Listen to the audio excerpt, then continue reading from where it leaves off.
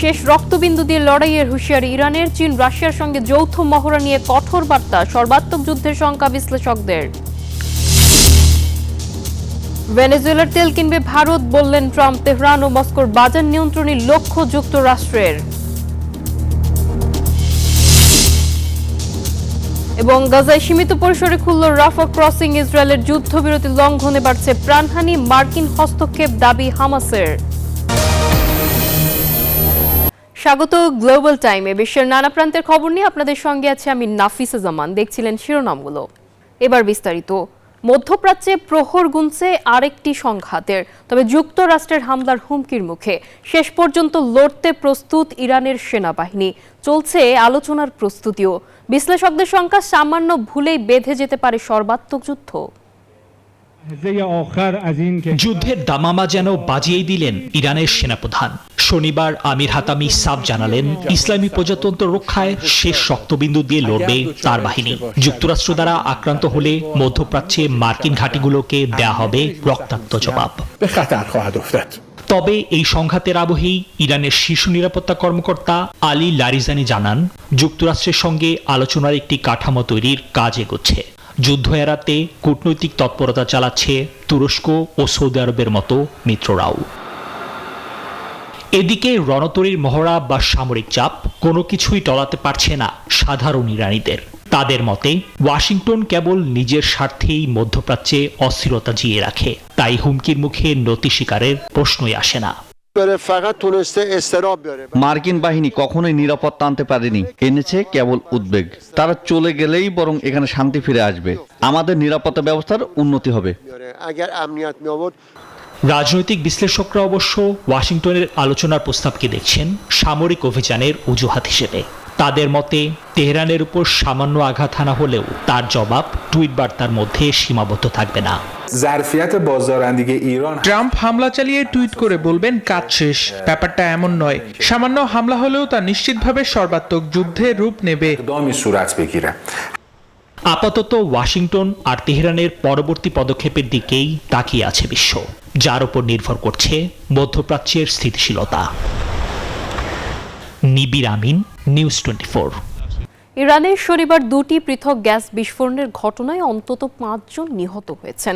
দেশটির দক্ষিণাঞ্চলীয় বন্দর আব্বাস শহরে একটি আবাসিক ভবনে বিস্ফোরণে একজন নিহত ও ১৪ জন আহত হন। এছাড়া দক্ষিণ পশ্চিমাঞ্চলীয় শহর আহওয়াজে আরেকটি বিস্ফোরণে আরও ৪ জনের মৃত্যু হয়। স্থানীয় কর্মকর্তারা দুটি বিস্ফোরণের জন্যই গ্যাস লিককে দায়ী করেছেন। যুক্তরাষ্ট্র ও ইরানের মধ্যে চলমান উত্তেজনার মধ্যেই এই বিস্ফোরণের ঘটনা ঘটল। ইরানের নয়, ভেনেজুয়েলার তেল কিনবে ভারত, এমন দাবি করেছেন ডোনাল্ড ট্রাম্প। শনিবার ওয়াশিংটনে এমন মন্তব্য করে চীনও একই পথে হাঁটবে বলে আভাস দেন মার্কিন প্রেসিডেন্ট। তবে এখনও কোনো প্রতিক্রিয়া জানায়নি ভারত। বিশ্লেষকরা বলছেন, ইরানের তেলের ওপর ভারতের নির্ভরশীলতা কমানো এবং রাশিয়ার তেলের বাজার নিয়ন্ত্রণই যুক্তরাষ্ট্রের লক্ষ্য।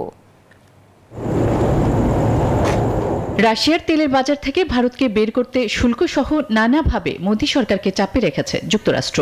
মস্কো থেকে দিল্লি আর তেল কিনবে না, সাম্প্রতিক মাসগুলোতে বারবার এমন দাবিও করছিলেন ডোনাল্ড ট্রাম্প। তবে নিকোলা মাদুরোকে আটকের পর থেকে যখন ক্রমে ভেনেজুয়েলার তেল খাতে যুক্তরাষ্ট্রের নিয়ন্ত্রণ বাড়তে থাকে, তখন বিকল্প হিসেবে ভেনেজুয়েলার নাম প্রস্তাব করে যুক্তরাষ্ট্র। এবার এ বিষয়ে নিজেদের অবস্থান স্পষ্ট করলেন মার্কিন প্রেসিডেন্ট। ভারত এখন থেকে ইরানের পরিবর্তে ভেনেজুয়েলার তেল কিনবে। আমরা ইতোমধ্যেই সেই চুক্তিটি করে ফেলেছি।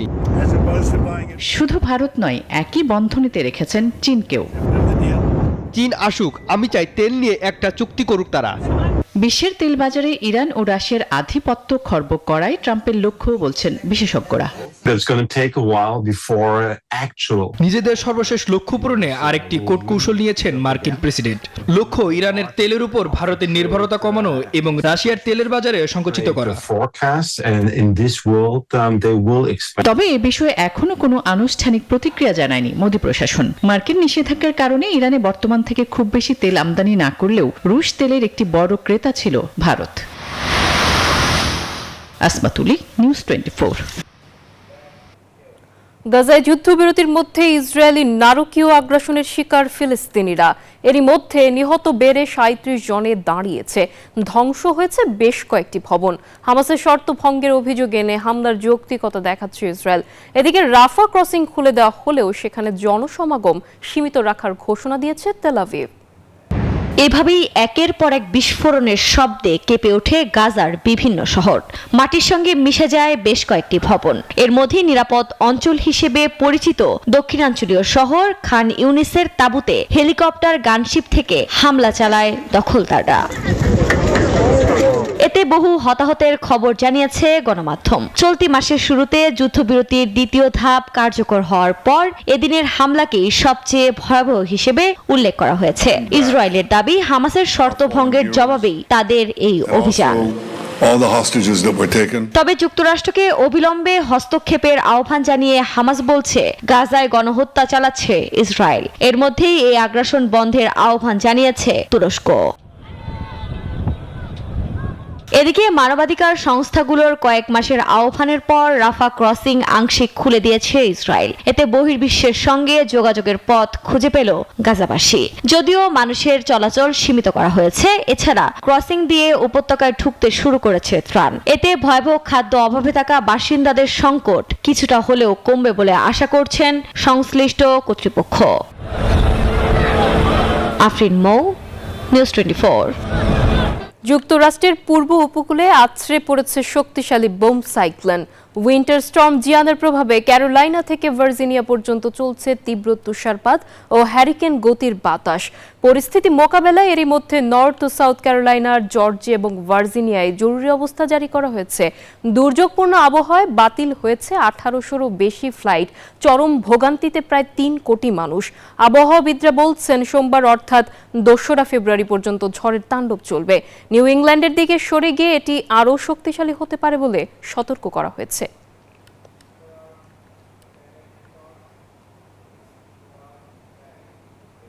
জেফ্রি এপস্টিন কেলেঙ্কারিতে আবারও নাম জড়ালো প্রিন্স অ্যান্ড্রুর। এবার দ্বিতীয় এক নারী অভিযোগ করেছেন, 2010 সালে অ্যান্ড্রুর সাথে যৌন সম্পর্কের জন্য তাকে যুক্তরাজ্যে পাঠানো হয়। ভুক্তভোগীর আইনজীবীর বরাতে বিবিসি জানায়, রয়্যাল লজে অ্যান্ড্রুর সাথে রাত কাটানোর পর ওই নারীকে ব্যাকিংহাম প্যালেসেও ঘুরিয়ে দেখানো হয়েছিল। এই ঘটনায় অ্যান্ড্রুর বিরুদ্ধে নতুন করে দেওয়ানি মামলার প্রস্তুতি চলছে। এর আগে ভার্জিনিয়া জুফ্রের মৃত্যুর পর অ্যান্ড্রুর সব রাজকীয় খেতাব কেড়ে নেন রাজা চার্লস। তবে বরাবরের মতোই এসব অভিযোগ অস্বীকার করে আসছেন সাবেক এই প্রিন্স। এর মাঝেই ব্রিটিশ প্রধানমন্ত্রী কিয়ার স্টারমার বলেছেন, এপস্টিন ইস্যুতে অ্যান্ড্রুর উচিত মার্কিন কংগ্রেসে গিয়ে সাক্ষ্য দেয়া। পাকিস্তানের বেলুচিস্তানে বিচ্ছিন্নতাবাদীদের হামলায় নিরাপত্তা বাহিনীর 15 সদস্য ও 18 বেসামরিক নাগরিক নিহত হয়েছেন। জবাবে সেনাবাহিনীর পাল্টা অভিযানে 92 জন সন্ত্রাসী নিহত হয়েছে বলে জানিয়েছে দেশটির সামরিক বাহিনী। আইএসপিআর জানায়, শনিবার প্রদেশটির কোয়েটা, গোয়ারত সহ 9টি জায়গায় একযোগে হামলা চালায় সন্ত্রাসীরা। হামলার পরপরই নিরাপত্তা বাহিনী ক্লিয়ারেন্স অভিযান শুরু করে। নিষিদ্ধ বিচ্ছিন্নতাবাদী সংগঠন বেলুচ লিবারেশন আর্মি বা BLA এই হামলার দায় স্বীকার করেছে। দেশটির রাষ্ট্রপতি ও প্রধানমন্ত্রী এই হামলার তীব্র নিন্দা জানিয়ে সন্ত্রাসবাদ পুরোপুরি নির্মূলের ঘোষণা দিয়েছেন।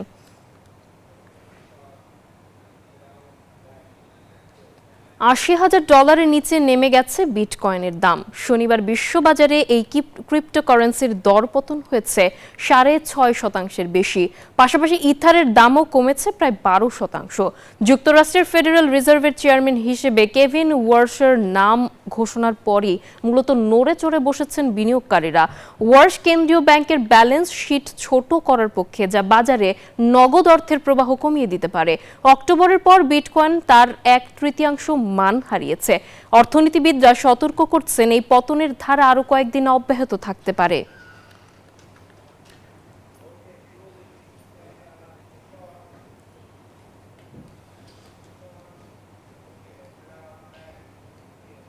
আর এই ছিল গ্লোবাল টাইমের এখনকার আয়োজনে। এতক্ষণ সঙ্গে থাকার জন্য সবাইকে ধন্যবাদ।